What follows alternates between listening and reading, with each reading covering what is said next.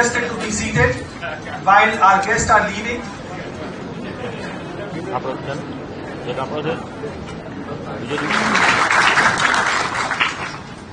Thank you very much, sir, for your motivating and instructional.